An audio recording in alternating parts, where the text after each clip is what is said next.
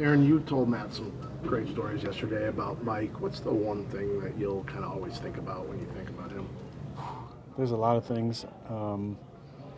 Getting sized the night before the Super Bowl will always be a special memory. That whole night, we delayed the team meeting, 15 minutes or so, because a couple guys were on the piano playing some songs. You just kind of felt that moment was special, and I appreciated, us delaying things and allowing that moment to exist, and then getting sized for your ring.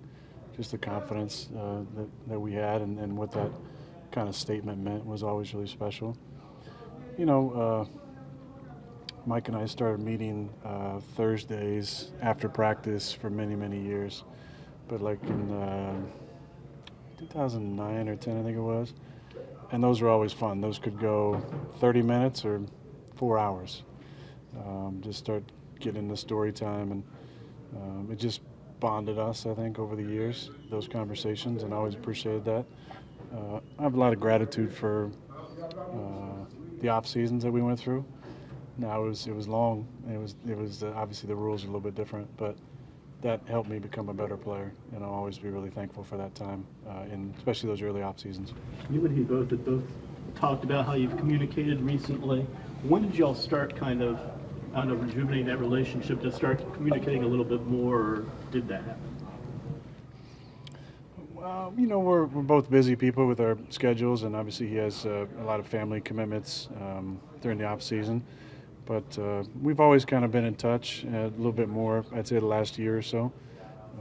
I think as time goes by, the gratitude for that time as you look back on the journey of your career is, goes up a little bit, and you appreciate the little things a little bit more, because really this game and life is about the journey, and I'll always be tied with him because of the connection that we had and the years we spent together. Obviously my longest tenured coach, longest tenured play caller.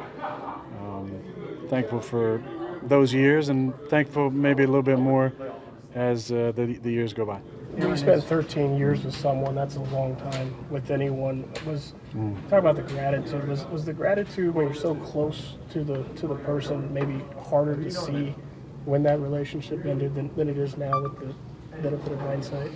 Well, I think, Ryan, that's probably normal in any relationship that you have. When you're able to take time away and you have that separation, it's natural to look back and have a greater sense of appreciation and gratitude and thankfulness for that time. I think comparison is definitely the enemy of joy. So I never want to compare this to that. I don't think that's fair to anybody involved. But I think it's normal, to think about the things that you really loved about that relationship or that style or that program, and just contemplate how special some of those moments were, how the journey was really, the most important thing, and the ups and downs. Thankful for the incredible moments, the highs that we had, and there were many of them, and thankful for the low moments too, because it gives you perspective on life. Life is not all about the beautiful ups. It's the downs that you learn the most lessons in, I think. Micah Parsons had two requests when he talked today. He said he wants to switch jerseys with you, and also that he doesn't want to be chipped. What's the likelihood of each of those happening? Probably pretty strong on the jersey swap. Probably not as strong on the other part. Aaron, when you look at your series with the Cowboys over the years, the memories you made in the playoffs and the regular season, how would you characterize that, and what will it mean to compete against Mike in this series against the Cowboys? Well, not competing against Mike, competing against Mike's team, but a lot of good memories in that stadium. This is obviously going to be a different stadium, but a lot of good memories down at that stadium. Obviously in Dallas in general, my first extended time, playing down there on the old Crown Field was really special. And some great memories over the years, especially in the playoffs against those guys.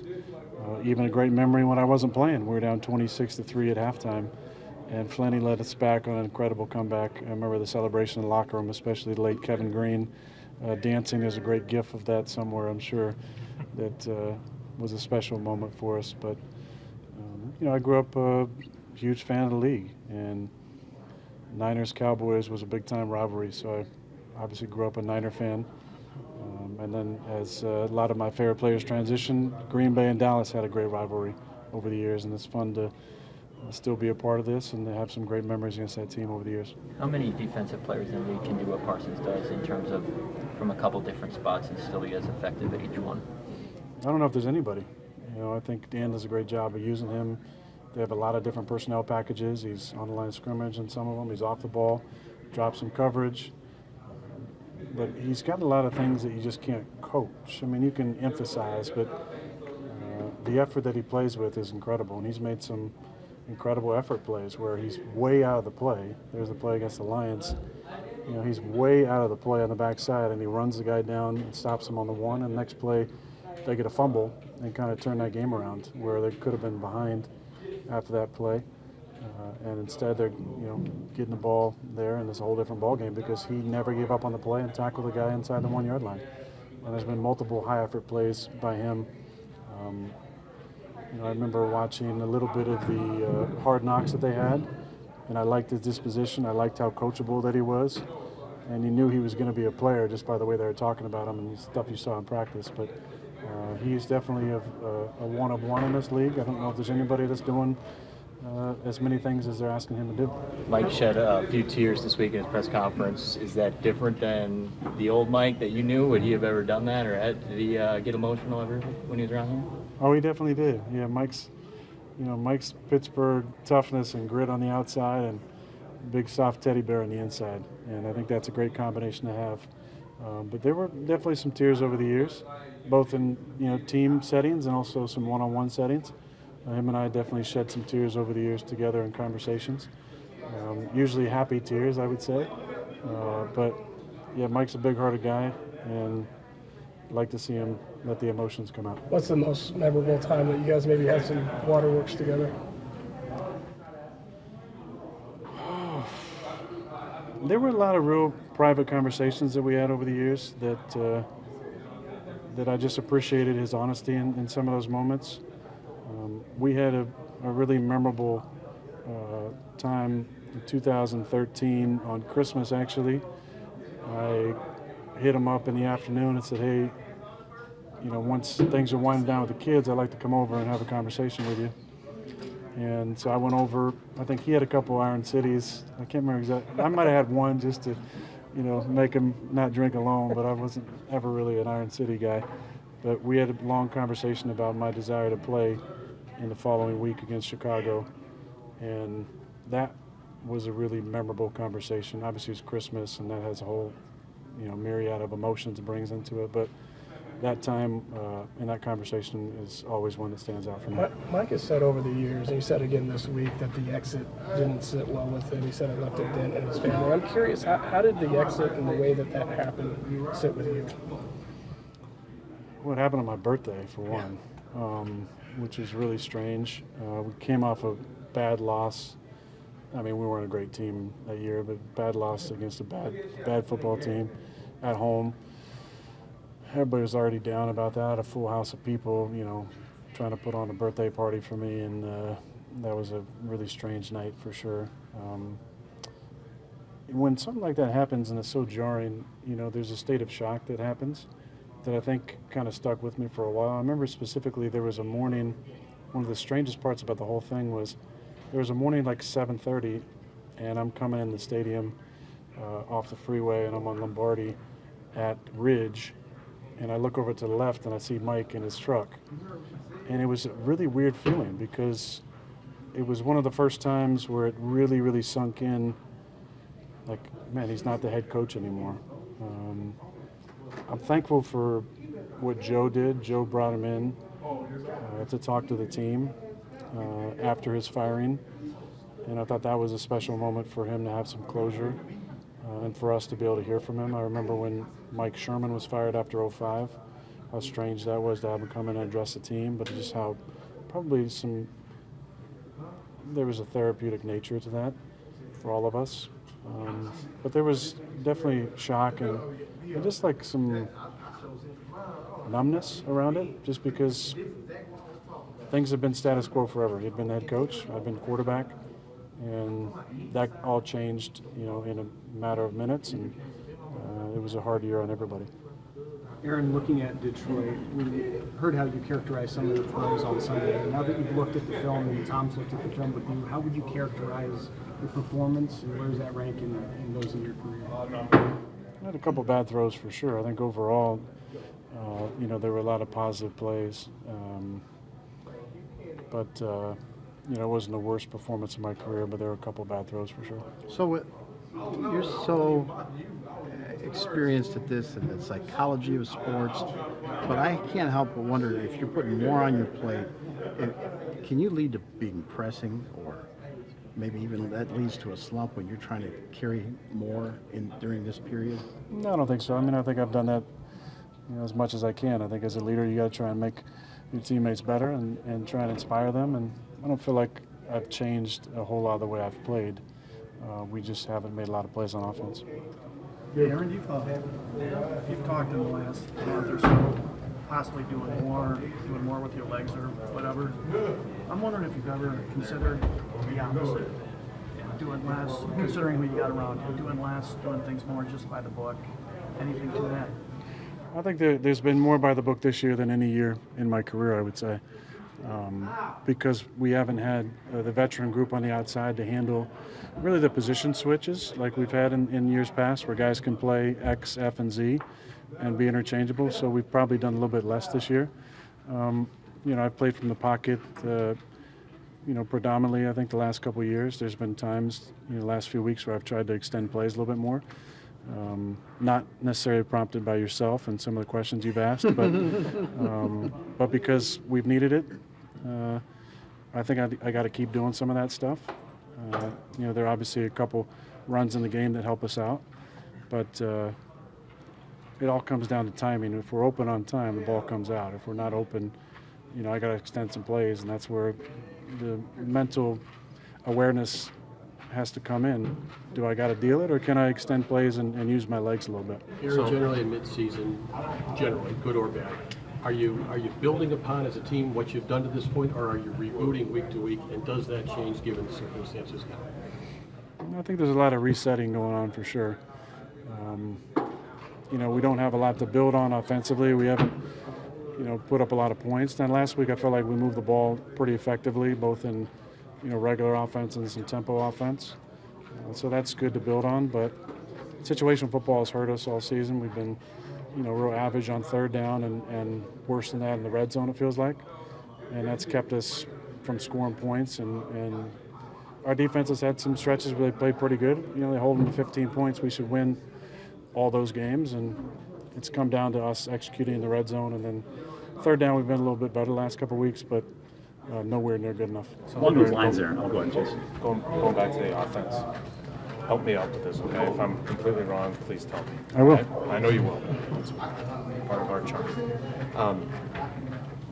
You've talked all the time about there's the paper offense, and then there's the offense, how you run it. You also talked about how you and Matt collaborated and how you guys have built your own version of this offense. And it worked great in 2 MVP seasons with a bunch of experienced guys around you.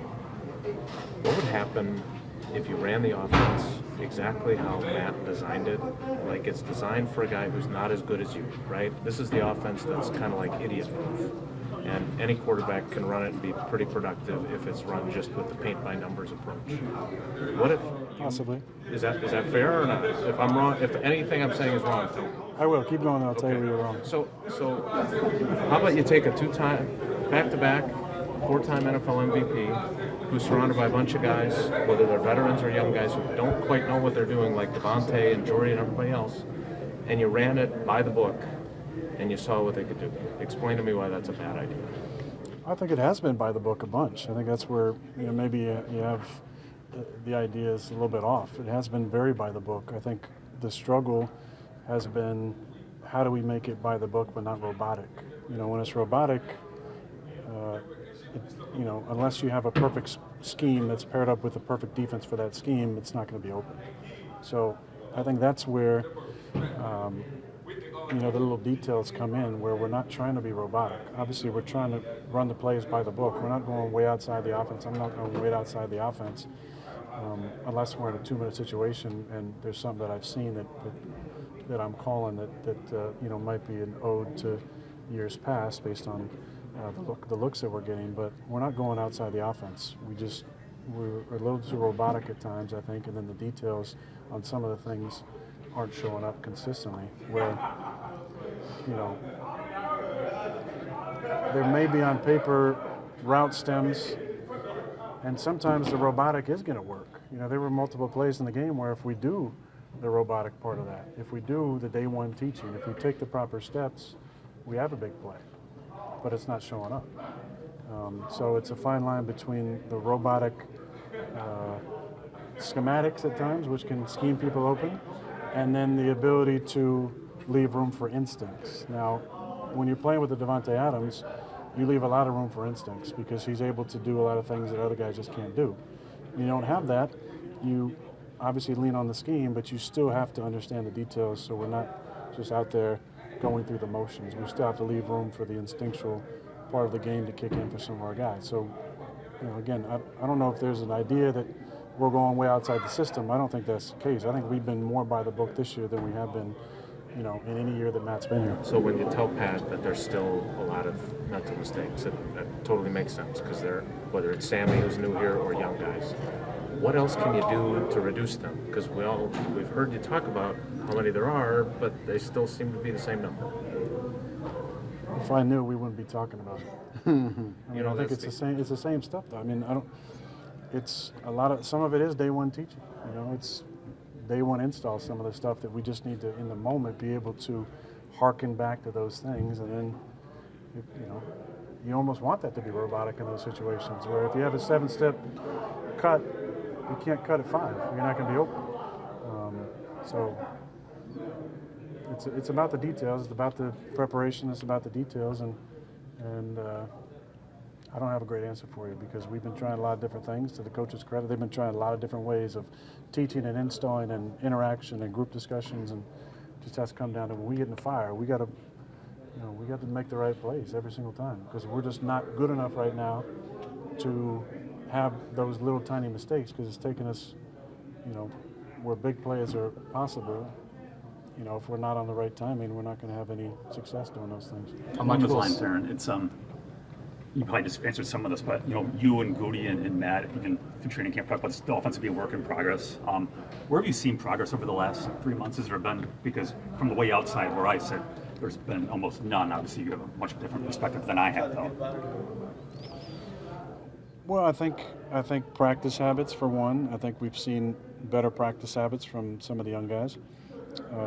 I think 83 has shown some progression for sure, especially the last few weeks of making some plays, and that's directly tied to his practice habits. You know, I haven't called him captain casual in weeks. He's been really practicing his off and doing a good job. But I think a lot of it's just health, Bill. I really do. I mean, I'm not going to lean on that as a major excuse, but we haven't, you know, had our repertoire of all of our receivers, and we just haven't been consistent enough to move the ball consistently without those guys. I throw this to Maury on the outside extension. Do you want him to come back to the ball on that, or is that Which one? On the extension where he came across the field? Do you want him to come back to the ball on that, or is that an underthrow on your part? I mean, I feel like it was a little low at the top. It seemed like he could have maybe come more negative when he was coming across the field. Maybe he lost a little bit of ground, but it's still a throw I probably feel like I should hit. Some of these throws that you label throws, how much, it's not like you lost your arm talent when you're to the next. I mean, how much of this is just when you can't trust that the details are going to be crisp? Does that make it harder to throw the ball where you want it every single time? I don't know about that. I mean, I think it's that might play into a little bit of it, but I think it's there's a combination of a lot of different things. But it's hard to put on just one thing. You had been out there last Wednesday. Any difference in the thumb, or you still planning to be out there tomorrow, Friday? Or? Yeah, I'll be out there tomorrow. I threw last week and didn't feel like it was a positive for me going into Sunday, so felt like today was better to just do rehab up here than go down and watch practice once the team started. But it was better for me to get that hour and a half in up here than down there throwing the football. Aaron, there were a couple plays where you had guys running down the seam. They didn't pull the trigger. There were two of them. What did you see on those? Well, one I probably should have pulled the trigger on DeGuara. You know, the timing was a little bit off on that one. Still probably should have thrown it. The other one, we weren't quite running the proper route, and it turned out, it looked like it was open, but because the spacing was way off, you know, it kind of messed with my eyes a little bit. You know, after I looked left, and Bobby, you know, was kind of running in the middle, and so was Allen. They're almost side by side and both kind of open. Just the spacing was off, so it kind of messed with me a little bit, and I looked outside and had to dirt it.